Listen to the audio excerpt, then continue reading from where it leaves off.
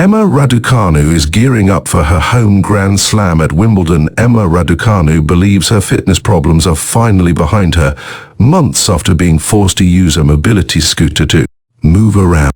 The year-old begins her preparations for Wimbledon on Tuesday on the Nottingham grass at the Rothesay Open, relieved that the dark days of 12 months ago are behind her. After being incapacitated by surgery on an ankle and both wrists, she is relishing the freedom of being free of injury at last. Body-wise, I feel really healthy now.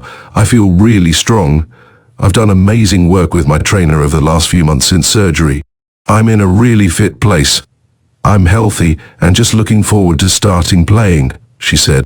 I think it's very easy for me to lose sight of where I was exactly a year ago. You get so caught up in your own world that you want more and more and more, but I was on a scooter scooting around and there was an element of doubt. To be healthy and to be here, I need to cherish it. It was pretty surreal. I couldn't be on crutches because I'd had 2 wrist surgeries, so I had a cast on one hand, a splint on the other, and my ankle was also pretty much immobilized. With her terrible injury record since winning the US Open 3 years ago, Raducanu is being strategic over how many tournaments she plays. She withdrew from the French Open qualifiers last month.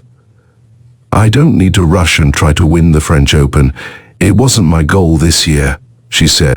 I had to prioritize where I wanted to target, and it was just a good block for me to get some good physical work done. I think for me it's definitely a factor where I have to miss certain events because of either the conditions or the balls. They just don't favor my situation. I think my wrists are actually in a better position than they ever were, so there's zero doubt or apprehension whether I'm hitting the ball or designing my schedule. It's more about being proactive and not wanting to put myself in any unnecessary situation. Raducanu, who faces Japanese qualifier Ina Shibahara in the first round in Nottingham, has a different voice in her ear this week, but for once not because she has burned through another coach.